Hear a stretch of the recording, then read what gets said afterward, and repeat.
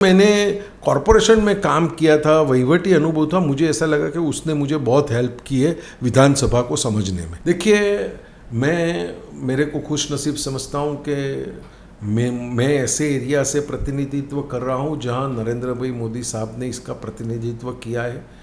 यहाँ Kankaria lake front, Narendra Modi medical college, स्वर्णिम dental college, के Shastri college, IIT RAM, Kankaria lake front जैसे कई प्रोजेक्ट साहब के विजन्स की वजह से बने हैं। कैसे बनाए जाए, जैसे अभी वाइट टॉपिक रोड की हमने शुरुआत की है अहमदाबाद म्यूनसिपल कॉरपोरेशन में, और टेक्नोलॉजिकली ये लगता है कि शायद उसकी वजह से ये जो रोड बिगड़ जाते हैं वो कम होंगे। वो हर जगह जब आते हैं तो पूछते हैं कि मणिनगर का क्या हाल है, और छोटी से छोटी चीज़ों पर भी वो अपना रिव्यू, पब्लिक ओपिनियन लेते रहते हैं, और हमें जो भी काम में इम्प्रूवमेंट करना है उसके सजेशन भी हमें हमारे श्रद्धेय प्रधानमंत्री से मिलते रहते हैं। मैं उनका बहुत शुक्रगुजार हूँ। 4-5% लोगों की वजह से ये जो बिगड़ रहा है, पर गुजरात में तो मैंने देखिए, मैं ऐसा समझता हूँ कि हिंदू राष्ट्र कहना कोई गुनाह नहीं है, ये एक राष्ट्रभक्ति है। हिंदू और भारत, मोहन भागवत जी जब अहमदाबाद आए थे तो उन्होंने यही कहा था कि हिंदू ये और भारत एक ही चीज़ है। हम भारत को महत्व देते हैं, इसीलिए हम हिंदुत्व की बात करते हैं। जो राष्ट्रपति भक्ति के प्रति सन्निष्ठता से काम करे वो हिंदुत्व है, और वो हमारी एक पहले से हमारी सोच रही है। मैं कई सामाजिक संस्थाओं से जुड़ा हूँ, मेरी ज्ञाति में भी कई जगह ट्रस्टी हूँ, तो वो तो मेरा सामाजिक काम है। और जो भारतीय जनता पार्टी है वो सभी समाज को, छोटे समाज को हम लोग जो महत्व दे रहे, उसकी वजह से शायद किसी का प्रतिनिधित्व कम ज़्यादा हो सकता है।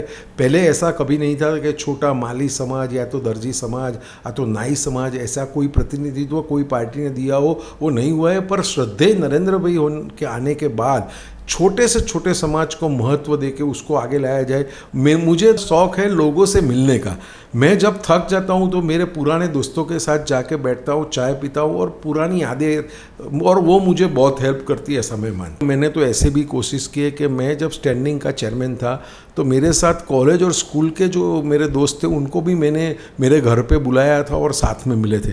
तो ये एक बचपन से ऐसा शौक़ है कि लोगों को मिलो और उनके साथ जो दिल खोल के बात कर सकते हैं, मैं समझता हूँ कि किसी और के साथ नहीं हो सकती है। आज हम एक खास जगह हैं और हमारे साथ मेहमान भी खास हैं। जगह इसलिए खास कि इस जगह की वही अहमियत है जो 70 के दशक तक इलाहाबाद की होती थी। क्यों?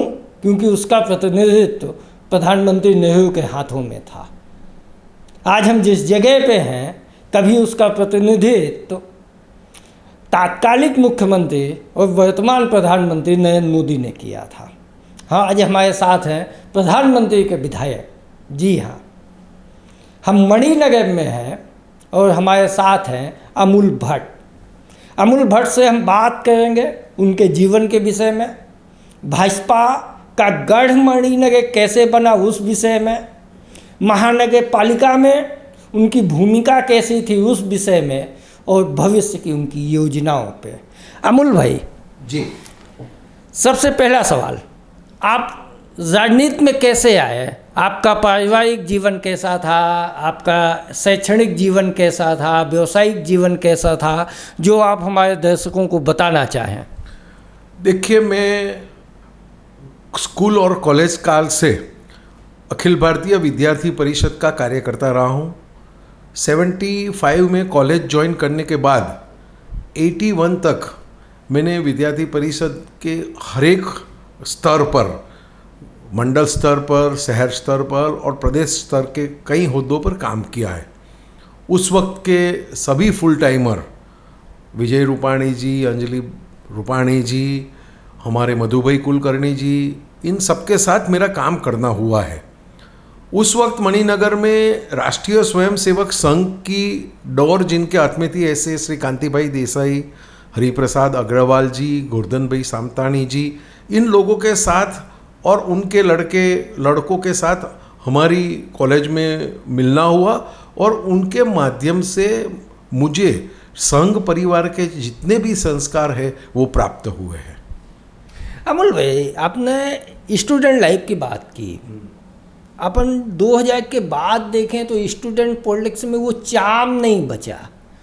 इलेक्शन लगभग ख़त्म हो गए। स्टूडेंट विंग भी NSUI हो, ABVP हो, AISF हो, किसी भी पार्टी की स्टूडेंट विंग हो, वो धीरे धीरे ख़त्म होती जा रही है। आप इसको कैसे देखते हैं? क्योंकि संघर्ष तो उसी जवानी के दिनों में होता है।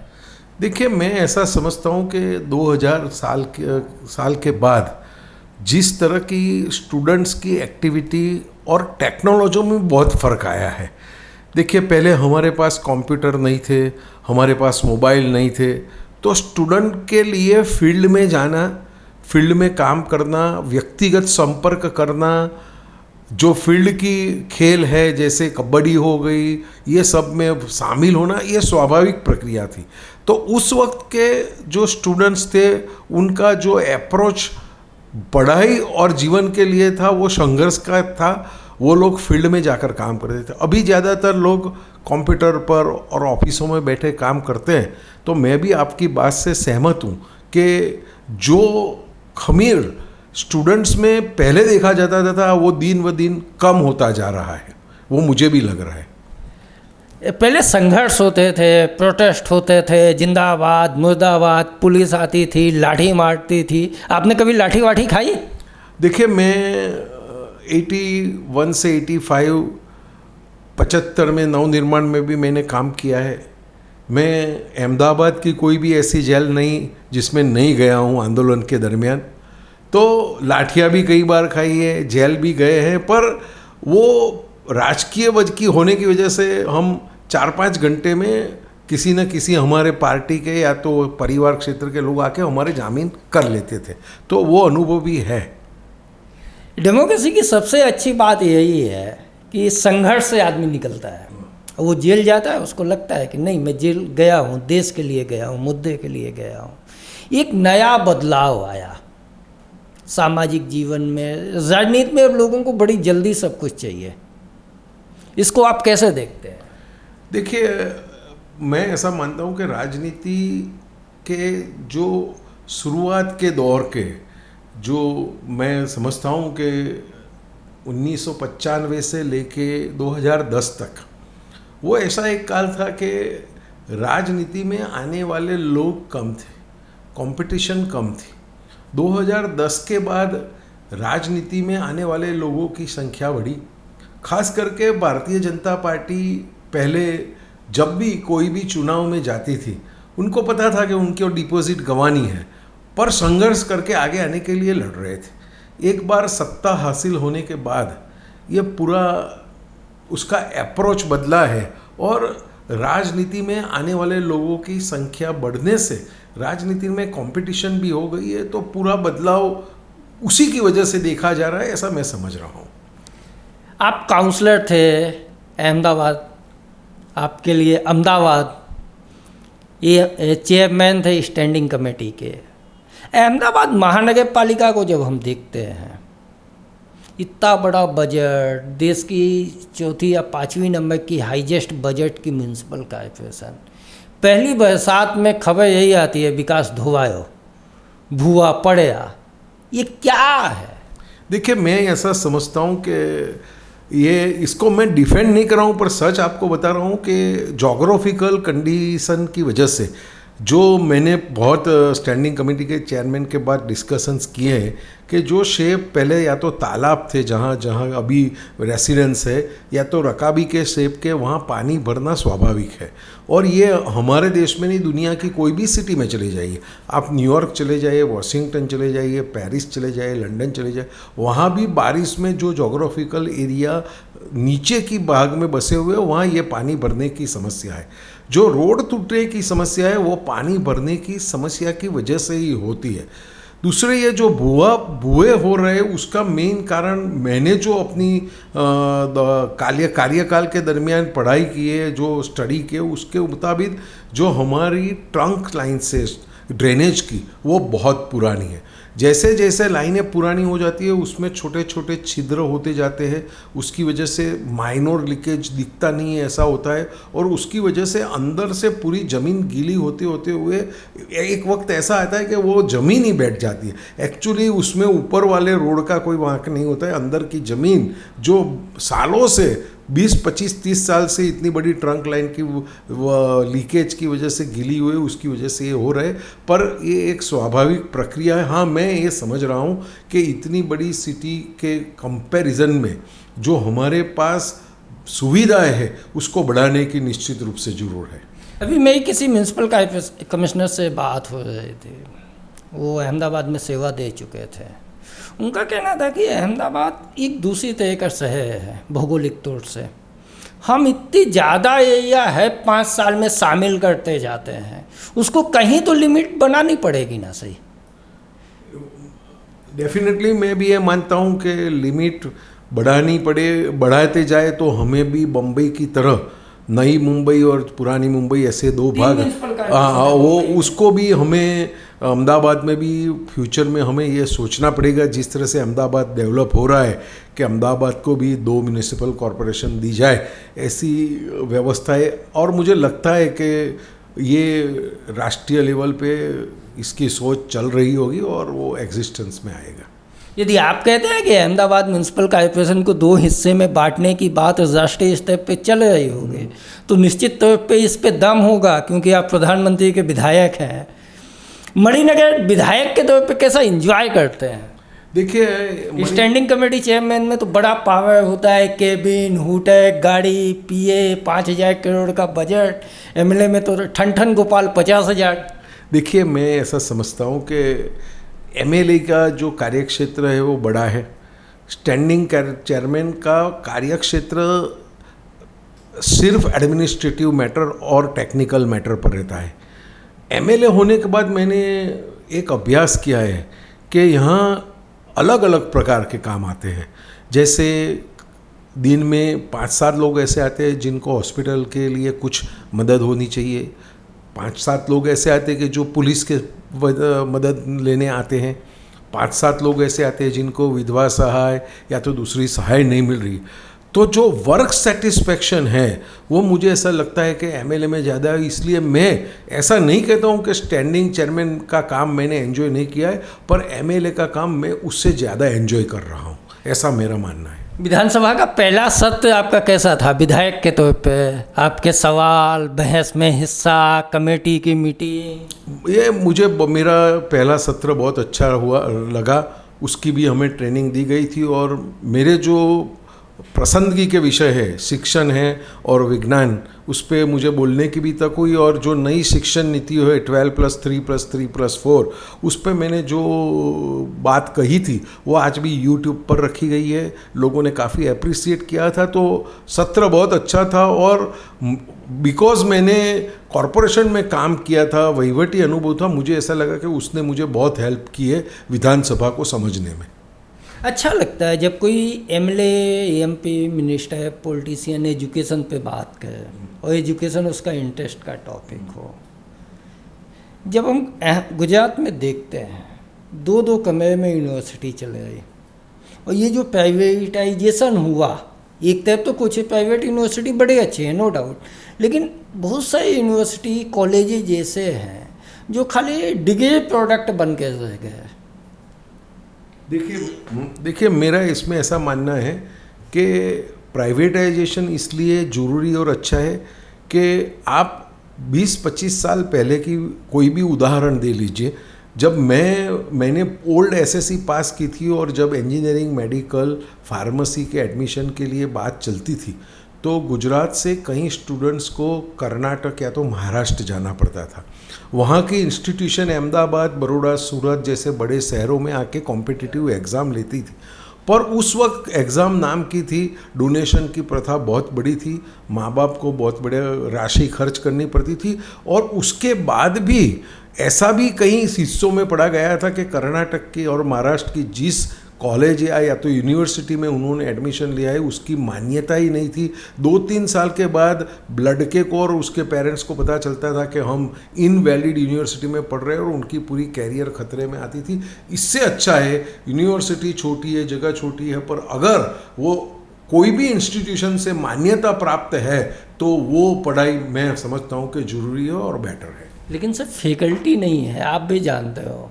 देखिए फैकल्टी की बात ऐसी है कि विजिटिंग फैकल्टी हर जगह है। फुल फ्लेज फैकल्टी रखना कोई भी छोटी यूनिवर्सिटी के लिए दिक्कत हो सकती है, पर मैंने जब जहाँ जहाँ देखा है वहाँ विजिटिंग फैकल्टी का स्टैंडर्ड भी बहुत अच्छा है और उसको और इम्प्रूव करने के लिए सरकार प्रयत्नशील है। मणिनगर के लिए 5 साल का अमूल भट्ट का विजन क्या है? देखिए मेरे को खुश नसीब समझता हूँ कि मैं ऐसे एरिया से प्रतिनिधित्व कर रहा हूँ जहाँ नरेंद्र भाई मोदी साहब ने इसका प्रतिनिधित्व किया है। यहाँ Kankaria lake front, Narendra Modi medical college, स्वर्णिम डेंटल कॉलेज, के का Shastri college, IIT RAM, Kankaria lake front जैसे कई प्रोजेक्ट साहब के विजन्स की वजह से बने हैं। तो डेवलपमेंट जो पूर्व और पश्चिम के बीच का भेद था वो उन्होंने मिटा दिया है। मेरी जिम्मेदारी अभी ज़्यादातर जो उन्होंने किया है उसको मेंटेन करना, ये मेरी पहली जिम्मेदारी है 5 साल में। एक वार्ड जो लाभा मेरे में है उसमें 7 विधानसभाएं लगती है, पर ज़्यादातर पोर्शन मणिनगर विधानसभा में आते हैं। वहाँ ज़्यादातर लोग श्रमजीवी है, इंडस्ट्रीज है, सीमांकन के बाद ये शामिल। हाँ, श्रमजीवी है, इंडस्ट्रीज है। वहाँ बेसिक सुविधाएं अभी तक हमने देना शुरू किया है पर काफ़ी नहीं है। तो पहला विज़न मुझे लाभा की बेसिक गटर, पानी, लाइट और बरसाती पानी का जिस तरह से निकाल करना है वो है। बाद में जो नई नई उपलब्धियाँ सेंट्रल गवर्नमेंट और राज्य सरकार की आती जाती है उसको इम्प्लीमेंट करना है। जैसे मेट्रो चला है तो मेट्रो के स्टेशन से मेरे एरिया में कनेक्टिविटी कैसे दी जाए वो भी मैं उसके ऊपर भी काम कर रहा हूँ। जैसे रोड की आपने बात बताई, रोड कैसे बनाए जाए, जैसे अभी वाइट टॉपिक रोड की हमने शुरुआत की है अहमदाबाद म्यूनसिपल कॉरपोरेशन में, और टेक्नोलॉजिकली ये लगता है कि शायद उसकी वजह से ये जो रोड बिगड़ जाते हैं वो कम होंगे। तो हम अभी ये प्रयत्न कर रहे हैं कि जो भी हमने बनाया है, बनाने जा रहे हैं, उसमें टेक्नोलॉजी का ज़्यादा इस्तेमाल करें। दूसरा, जितने स्टूडेंट्स बढ़ रहे हैं उतना उनके लिए वांचनालय, उनकी रीडिंग लाइब्रेरी की ज़रूरत बढ़ रही है। तो उस सेक्टर में भी मैं काम कर रहा हूँ कि जितनी ज़्यादा रीडिंग लाइब्रेरी हो, क्योंकि ज़्यादातर लोग मध्यम वर्ग के लोग हैं, उनको घर में पढ़ने की पूरी फैसिलिटी नहीं है। तो वो भी मेरा एक प्रायोरिटी का काम रहेगा। और सबसे ज़्यादा जिन लोगों के पास घर नहीं है, जो हमारे प्रधानमंत्री और हमारे मुख्यमंत्री का विज़न है उसमें पर काम करके प्रधानमंत्री आवास योजना या तो मुख्यमंत्री आवास योजना की ज़्यादा से ज़्यादा लागत मेरे विस्तार में आए और उसमें लोगों को घर मिले, ये मेरी प्राथमिकता रहेगी। कभी मोदी जी कहते हैं कि अमूल भाई ख्याल रखजो मारो विस्तार है?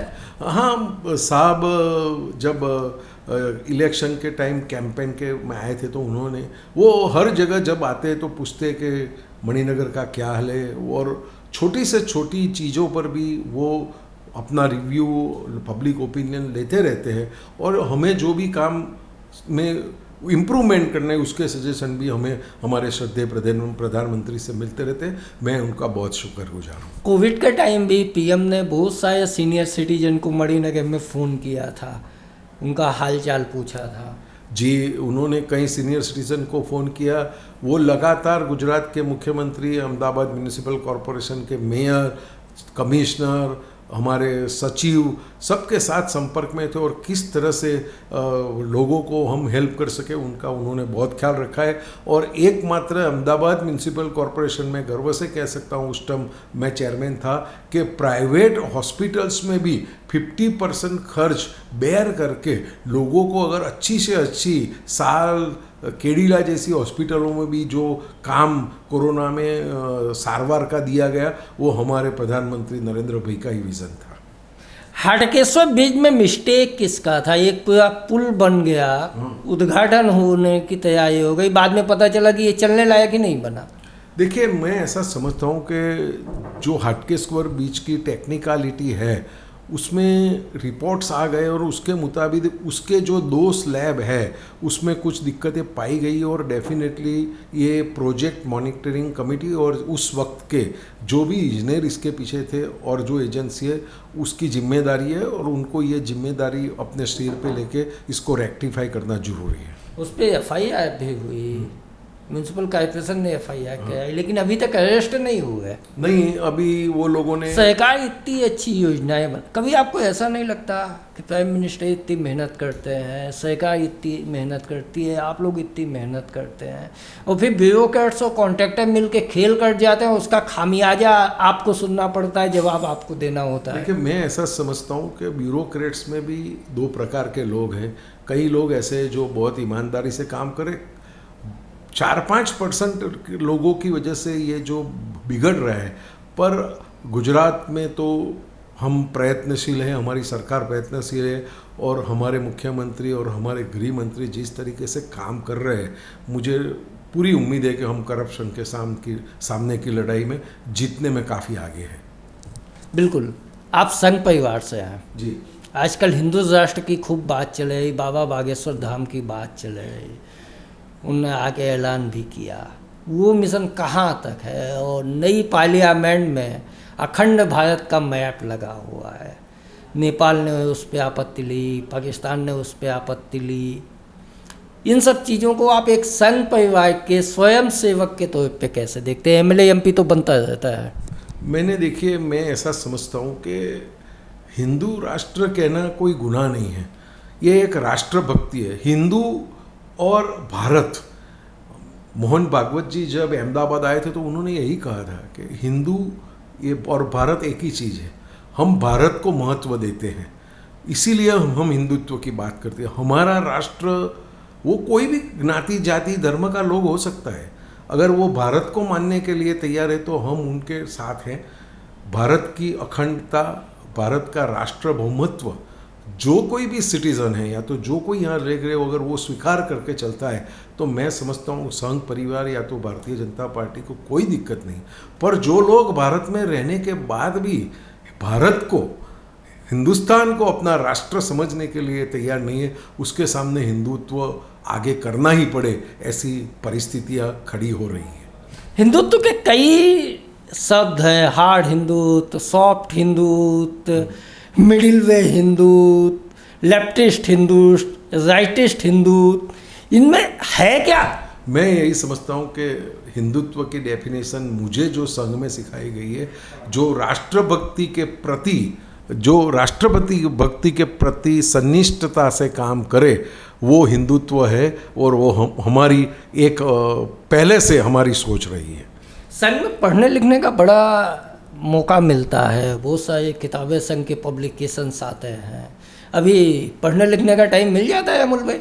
देखिए, हमारा संघ, भारतीय जनता पार्टी, इसमें अभ्यास वर्ग होते रहते हैं और उसमें बौद्धिक का स्पेशल एक वर्ग भी रहता है और उसमें हमें अलग अलग विषयों पर सिखाया जाता है। आज भी हम संघ के ऐसे कार्यक्रमों में जब भी उत्सव होते हैं जाते हैं, भारतीय जनता पार्टी में भी जब भी कोई अभ्यास वर्ग होता है, इसमें 1 या 2 वर्ग डेफिनेटली इसके ऊपर होते हैं और उसकी वजह से हमें पढ़ने का, लिखने का शौक़ अभी बना रहा है।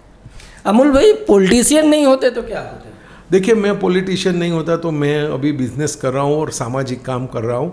मैं कई सामाजिक संस्थाओं से जुड़ा हूँ, मेरी ज्ञाति में भी कई जगह ट्रस्टी हूँ, तो वो तो मेरा सामाजिक काम है, वो रहता ही। मैं पार्टी का शुक्रगुजार हूँ कि मुझे ये स्थान पर बिठाया है, बाकी मैं अपने समाज की सेवा करता रहूँगा, ये मेरी उम्मीद है। आपने जाति की बात की, 1995 के पहले गुजरात में आप जिस जात से हैं, ब्राह्मण कम्युनिटी, उसका एक बड़ा स्पेस था पॉलिटिक्स में, ऑर्गेनाइजेशन में। वो 95 के बाद धीरे धीरे कम होता जा रहा है। मैं ऐसा नहीं मानता हूँ। नंबर से तो वही कहते हैं। वही नंबर, देखिए, नंबर महत्व का नहीं है। पार्टी में मुझे आज अहमदाबाद में 3 लोगों को टिकट दे गई 14 में से, मैं, अमित ठाकर और भूषण भट्ट। तो योग्यता के तौर पर पार्टी टिकट देती है। मैं इस नंबर के बारे में मानता नहीं हूँ और किसी ज्ञाति को कम महत्व मिल रहा है, ऐसा मेरी सोच नहीं है। नहीं, विधानसभा में जब आप पहले ब्राह्मण के सदस्य संख्या देखिए, कैबिनेट में हिस्सा देखिए, कांग्रेस के ज़माने में भी, मैं 1960 से अभी तक की बात कर रहा हूँ, चिमन भाई की किसी की भी सरकार रहे हो, ब्यूरोक्रेसी में, तो वो एक स्पेस धीरे धीरे तो कम होता है ना, वो एक है। मैं ऐसा समझता हूँ कि अभी जो भी राजकारण है और जो भारतीय जनता पार्टी है, वो सभी समाज को, छोटे समाज को हम लोग जो महत्व दे रहे, उसकी वजह से शायद किसी का प्रतिनिधित्व कम ज़्यादा हो सकता है। पहले ऐसा कभी नहीं था कि छोटा माली समाज या तो दर्जी समाज या तो नाई समाज, ऐसा कोई प्रतिनिधित्व कोई पार्टी ने दिया हो, वो नहीं हुआ है। पर श्रद्धेय नरेंद्र भाई के आने के बाद छोटे से छोटे समाज को महत्व देके उसको आगे लाया जाए, वो प्रोजेक्ट करने की वजह से बड़े समाजों को कई बार प्रतिनिधित्व कम मिलता है। पर मैं समझता हूँ कि ये सही है और छोटे समाजों को भी हमें आगे लाना चाहिए। अमूल भाई की हॉबी क्या है? मेरी हॉबी देखिए ज़्यादातर समाज सेवा है, पर अच्छे 24 घंटा समाज सेवा थोड़ी ना होती है। कभी थक के आते हैं, लगता है कहाँ फंस गए, चले आए आज। तो गाना गाते हैं, कुछ करते हैं, खाना बनाते हैं, गार्डनिंग करते हैं। मेरे शौक है, एक तो क्रिकेट खेलने का मेरा शौक है, क्रिकेट देखने का भी मेरा शौक है। मुझे दूसरा शौक है लोगों से मिलने का। मैं जब थक जाता हूँ तो मेरे पुराने दोस्तों के साथ जाके बैठता हूँ, चाय पीता हूँ और पुरानी यादें, और वो मुझे बहुत हेल्प करती है, ऐसा मैं मानता हूँ। ये बड़ी बात है, यादबाज होना। ये व्हाट्सएप के ज़माने में जहाँ स्टेटस देखते हैं, बड़ी बात है। ये यदि शौक़ है तो ये आपको अपनी जड़ से जोड़ के रखता है।